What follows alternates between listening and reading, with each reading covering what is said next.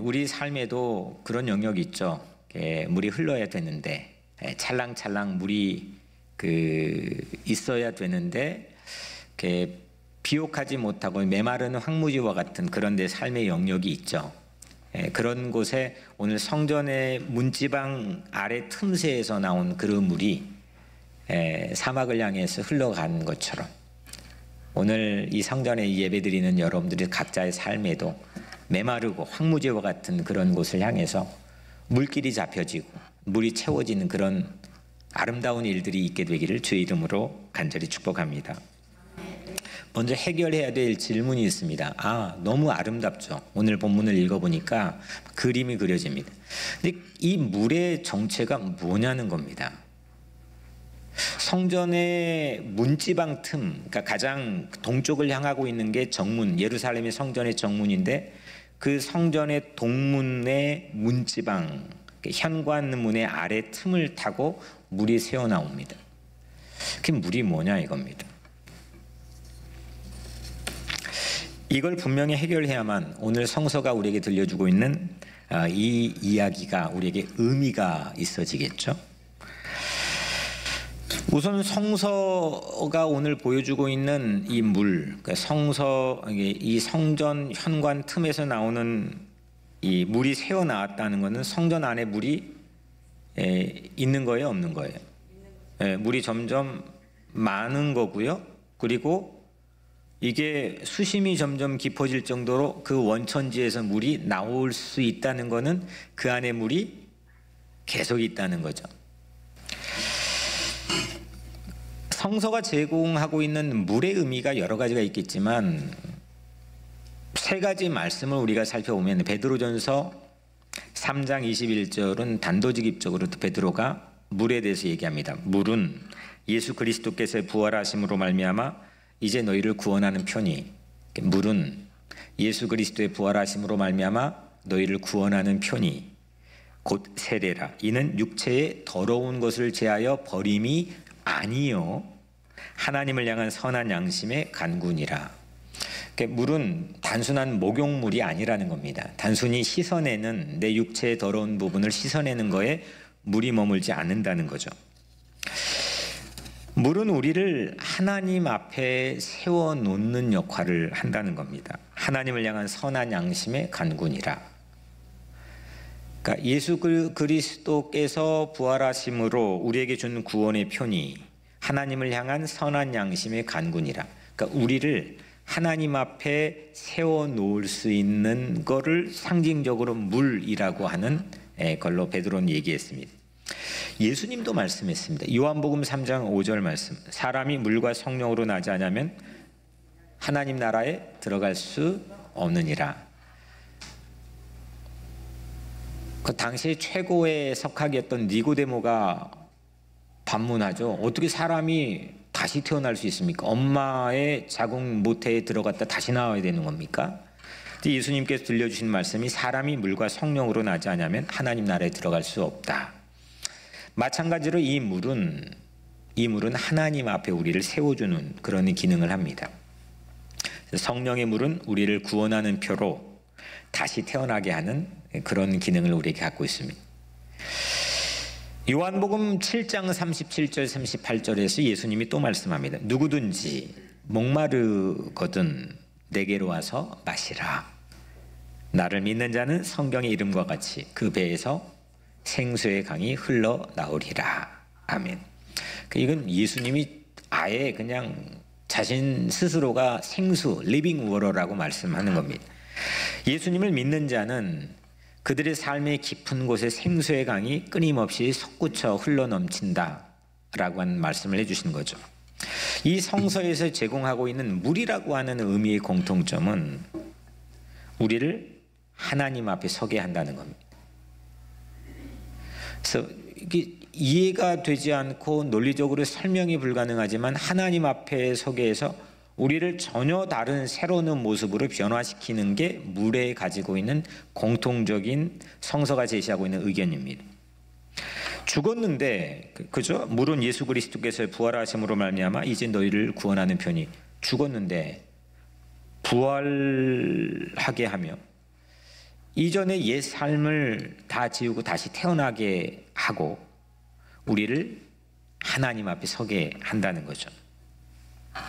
성서의 문지방 틈에서 이 물이 흐를 정도로 성전에는 물이 이미 불어나 있습니다. 이 물이 하나님 임재 앞에, 하나님 앞에 서는 코람데우, 하나님 앞에 서는 서게 하는 이 물이 이미 성전 안에 마르지 않는 샘처럼 꽉 채워져 있다는 거죠. 저는 우리 교회 안에서 그런 바람과 소원을 갖고 여러분들을 축복하고 싶습니다. 우리 교회 성전의 문지방 틈에서 성령의 물이 주체 못해서 흘러나올 정도로 성전에 가득하고 보혈의 능력이 성전에 가득하여서 여러분들의 각자의 삶을 향해서 누구도 알지 못하는 답답하고 허기진 그런 삶의 자리에서 왔을지라도 이 성전 안에서 함께 예배하고 기도하는 자들에게 하나님 앞에 서는 이 거룩한 시간, 우리의 삶이 아름답게 변해지고 그 물이 내 삶의 영혼에 이어지고 흘러 넘치는 그런 일이 있게 되기를 주의 이름으로 간절히 축원합니다. 이것 때문에 우리가 교회 다니는 거고, 교회 온 거고, 또 예배 드리는 거고, 신앙을 갖게 되는 거 아니겠습니까? 물의 흐름에 따라서 오늘 에스겔은 이런 물의 흐름에 따라 세 가지의 장면을 우리에게 보여줍니다. 차례대로 우리가 이 장면 따라서 우리에게 과연 어떤 의미인가를 함께 나누려고 합니다. 첫 번째는 성전 문지방 틈에서 물이 흘러나왔죠. 그리고 강물이 됩니다. 두 번째 장면은 이 강물이 쭉 흘러가다가 어디로 합류되느냐? 바다까지 이어져서 바다에 합류합니다. 세 번째 이 장면은 강물이 합류한 이 바다가 변화가 일어납니다. 이렇게 세 가지의 장면을 오늘 본문 12절까지 우리가 함께 읽었는데 차례대로 이 물의 흐름에 대해 성전에서 시작된 물의 흐름에 따라서 우리가 우리 각자에게 삶에 가지는 의미가 뭔지 이거를 우리가 함께 살펴보겠습니다. 먼저 첫 번째, 맨 처음 시작이 물의 이 시작이 어디라고 했죠? 성전 문지방 틈새입니다. 여기에서 나온 물이 처음에 발목에 찼고 450m 또 재보니까 무릎에 찼고 또 450m 재보니까 허리에 찼고 그 다음 450m 재니까 키를 넘어섰습니다. 이게 과연 어떤 의미일까요? 우선은 그림은 좋습니다. 야, 이게 물이 성전에 나오니까 우선 성전에 나온 게 좋아요, 나빠요? 괜찮은 것 같죠? 근데 이게 물의 양이 점점점 불어지는데 그걸 우리에게 보여주고 묘사하고 그림으로 영상으로 나타내고 있는데 이게 과연 우리에게 어떤 의미냐 이겁니다. 불과 450m밖에 안 되는데 그때마다 물 수위의 현격한 차이를 분명하게 우리에게 보여주고 있습니다. 그것도 방향은 동남쪽 사막을 향해서 물이 점점 불어납니다.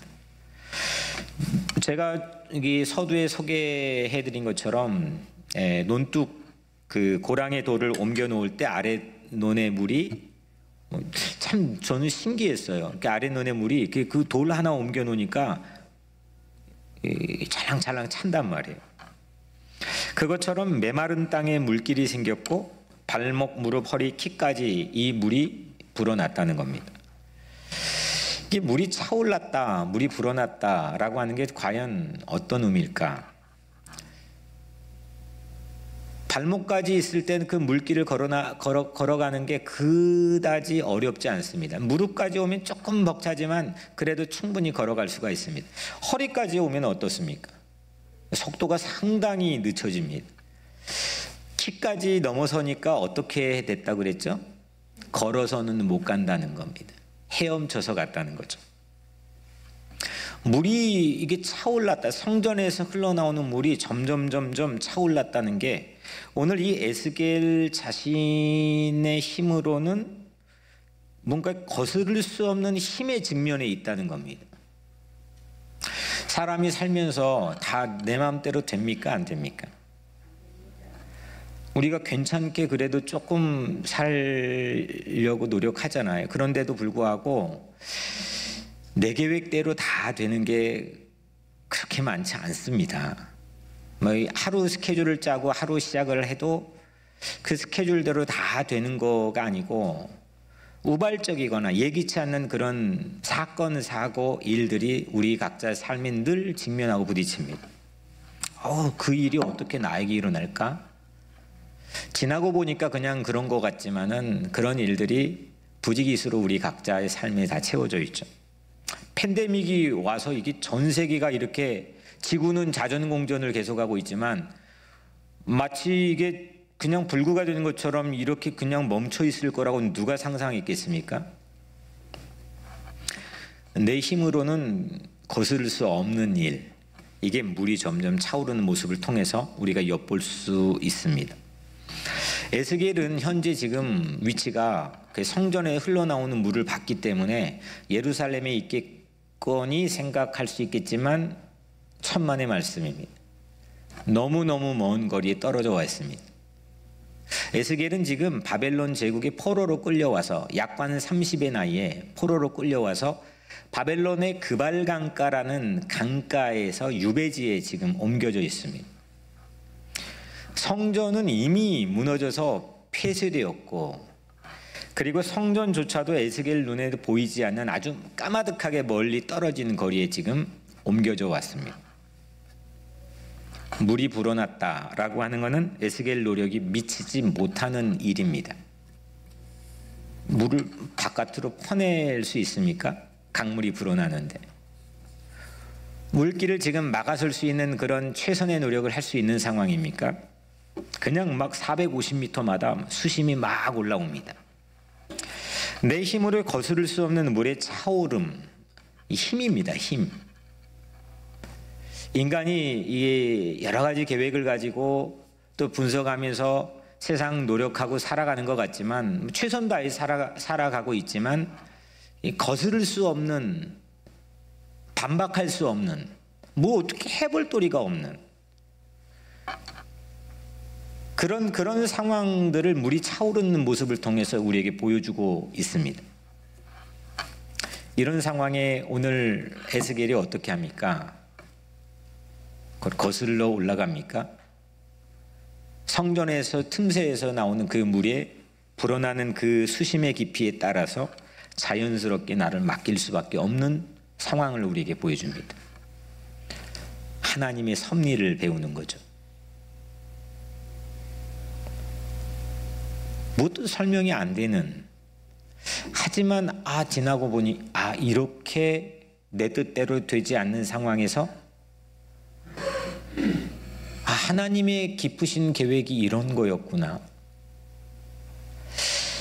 하나님께서 오묘하게 나를 도려 바꾸어 변화시키는 그런 하나님의 생각이 남다르게 계셨던 거구나.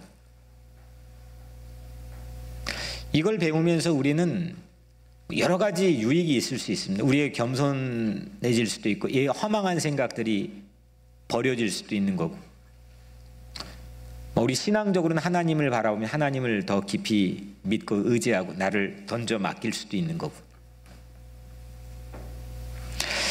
여하튼 오늘 이 상황에서 우리가 조종할 수 있는 상황이 아닙니다. 거스를 수도 없습니다. 이런 상황은 두 가지로 해석이 가능합니다. 하나는 이거 재난이다, 이거 재앙이다. 또 하나는 은총, 하나님의 섭리 가운데서 이루어지는 은총으로 받아들여질 수도 있습니다. 중요한 것은 오늘 에스겔이 바벨론은 포로의 현실을 재난으로 보지 않았다는 겁니다.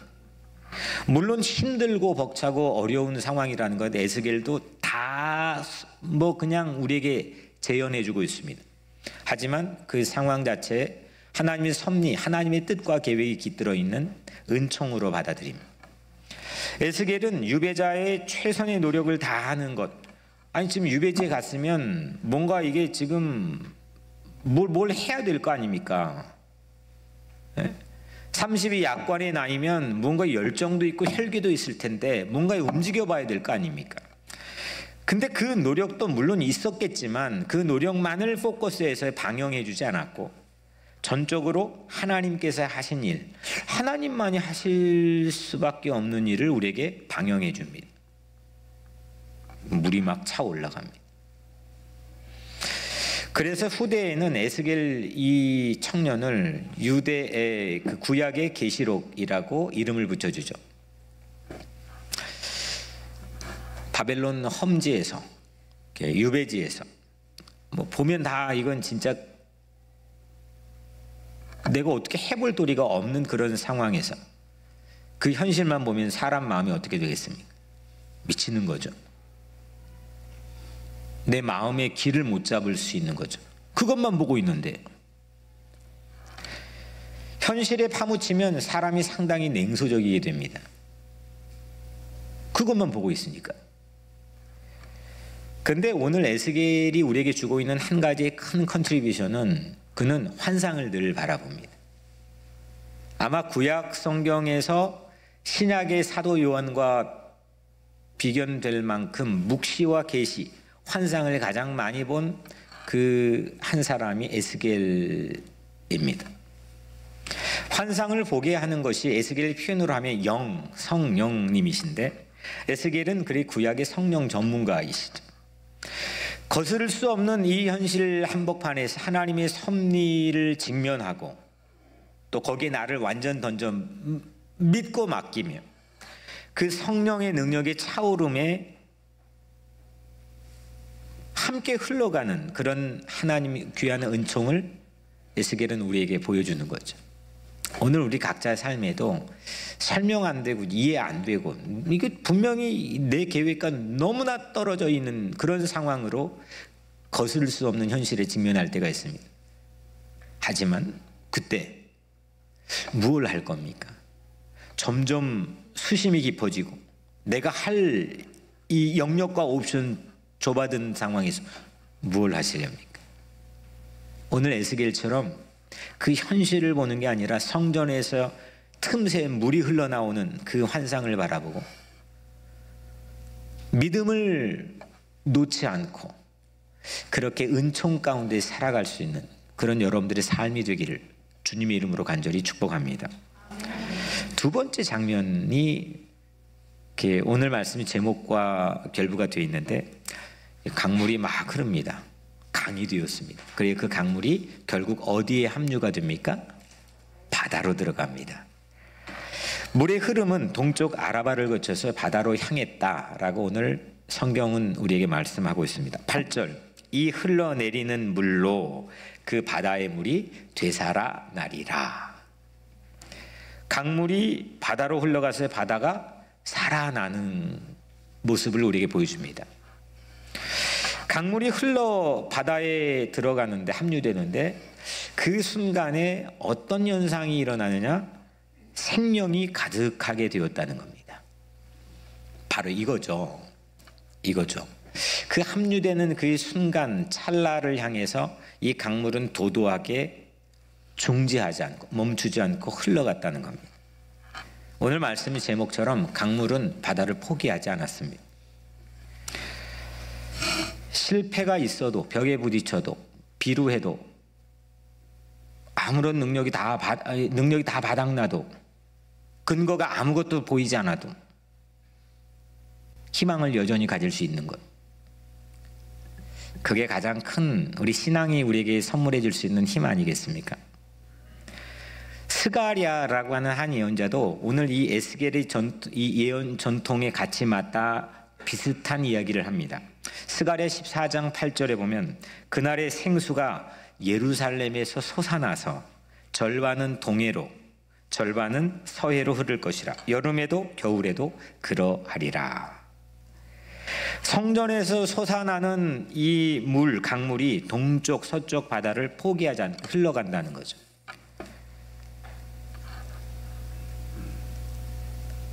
이 강물은 바다를 만나면서 새로운 가치 변화를 일으켰습니다. 누군가의 니드, 그러니까 누군가의 필요를 공급해 줄 수 있는 새로운 가치로 변화를 일으킵니다. 그냥 나의 그 입에 풀칠하는 정도로 사는 게 아니라 누군가의 유익한 삶이 되는 것. 내 필요에 머물지 않고 누군가의 결핍을 채워주고 누군가의 필요를 돌봐주는 그런 삶의 가치로 변화되는 겁니다. 근데 지금 이 에스겔이 그발 강가에 있는 처지가 어떻습니까? 지금 자기 건사하기도 너무 벅찬 상황입니다. 내가 누군가의 필요와 결핍을 채워주는 공급로가 되고 그런 가치 있는 삶으로 변화될 수 있다고 하는 건 꿈에도 상상하기가 어려운 너무 벅찬 순간입니다. 그런데 바다에 일어나는 변화를 통해서 자기 민족의 공동체에 제시하는 새로운 가치 변화의 꿈을 이야기하고 자신의 삶에 일어나는 새로운 가치 변화의 꿈을 얘기합니다. 이게 하나님의 축복이죠. 아무 근거도 없이 하나님이 떠나라 해서 그냥 정처 없이 하나님 지시한 땅으로 떠났던 아브라함도 하나님께 복을 받는 복의 근원이 되는데 그 복이 자신으로 말미암아 민족이 복을 받고 자신으로 말미암아 후대가 복을 받는 겁니다. 자기 삶이 새로운 가치 변화가 일어나는 것. 예수 믿는다는 게 이런 거 아니겠습니까? 아니, 내 혼자 복 받고 내 혼자 입에 풀칠하려면 그 세상에 있는 사람 다 똑같이 하는 거 아닙니까? 그걸 축복이라고 하는 말로 포함 충분히 시킨다 치더라도 그건 세상에서도 하는 거 아닙니까? 예수 믿으면서 우리가 정말 고급지게 가지고 있는 새로운 축복에 대한 열망, 내 삶에 대한 새로운 가치의 변화에 대한 어떤 열정, 내 안에 있는 것들 타자의 필요에 결핍에 채워주는 그런 유익이 되는 그 마음은 어디에서 오는 걸까요? 사랑 아닐까요? 사랑할 때 사람은 행복한 거 아닙니까? 사랑을 잃어버릴 때 삶이라고 하는 게 비루해지고 초라해지는 거 아닙니까? 짐승과 별반 다를 바 없는 삶의 인류의 모습들을 똑똑한 지성인들, 세상에 난다긴다는 사람들을 그대로 고스란히 보여주지 않습니까? 근데 우리 예수 믿는 사람들입니다. 예수 따르는 사람들이 오늘 예수님께 예배드리러 온 사람들, 내 삶에 대한 새로운 가치 변화의 꿈을 꾸는 자들이어야 합니다. 사랑하는 것, 사랑할 수 있는 것, 그의 축복이고 그게 삶의 매 달마다 새롭게 열릴 수 있는 열매 아니겠습니까? 작년 다시 시즌2 팬데믹 창궐하면서 하나님께 우리 교회 공동체 주신 다시 시즌2의 비전 말씀, 이사야 58장 12절 말씀인데 11절 하반절부터 12절까지 제가 다시 한번 읽어드리겠습니다. 너는 물된 동산 같겠고 물이 끊어지지 아니하는 샘 같을 것이라. 내게서 날 자들이 오래 황폐된 곳들을 다시 세울 것이며 너는 역대 파괴된 기초를 쌓으리니 너를 일컬어 무너진 데를 보수하는 자라 할 것이며 길을 수축하여 거할 곳이 되게 하는 자라 하리라. 아멘. 물된 동산처럼 삽시다. 네. 금세 하고 나면 바닥 드러내버리는, 끊임없이 허기져 있는, 끊임없이 갈증에 시달리는, 채워도 끊임이 없는, 하나 고비 넘기면 또 다른 고비에서 허우적거리는 그런 인생 아니고 성전 문지방 틈새에서 나오는 그 물로 물이 끊어지지 아니하는 물된 동산 같은 그런 인생이 내 인생이고 우리 인생인 줄로 믿습니다. 물이 끊어지지 아니하는 샘 같아 오래 황폐된 곳이라도 다시 다시 세워서 우리를 일컬어 사람들이 무엇이든 다시 수리하는 자, 우리 보고 폐허를 복구하고 쇄신할 수 있는 자, 우리 보고 세상을 다시 살만한 곳으로 만들어가는 자로 알려지고 불려지는 그것이 오늘 우리에게 주신 비전 아니겠습니까? 늘 그냥 고장내는 자, 망가뜨리는 자, 소비하는 자, 거기에만 머물러 사는 세상 사람의 삶이 아니고 그 세속화되는 한복판에서도 도도하게 흐르는 강물처럼, 바다를 포기하지 않는 강물처럼 희망 가슴에 품고 예수의 길을 따라가는 명분을 가지고 내 삶의 새로운 가치 변화를 꿈꾸면서 그렇게 살아갈 수 있는 우리가 되었으면 좋겠습니다. 사랑하는 여러분, 성전 문지방 틈에서 주체하지 못해서 흘러나오는 물, 그 하나님의 임재 앞에, 하나님 앞에 서게 하는, 누가 뭐라 해도 내 목에 칼이 들어와도 흔들림 없게 만들어주는 그 하나님 앞에 서게 하는 그 물, 나를 다시 태어나게 하는 그 물, 그 물이 오늘 이 성전에서도 여러분들의 삶에 흘러가게 되기를 주의 이름으로 축복합니다. 발목까지, 무릎까지, 허리까지, 이윽고 키까지 넘어가는, 내가 거스를 수 없고 저항할 수 없는 그런 상황에 노출된다 할지라도 그 강물에 아예 하나님의 섭리에 나를 던져 맡길 수 있고, 결코 바다를 포기하지 않으면 흐르는 강물처럼 내 가슴 한복판에 소망을 품고 누군가의 결핍을 채워주는 사랑의 열매를 맺으며 그렇게 사는 우리 되기를 주님의 이름으로 간절히 축복합니다.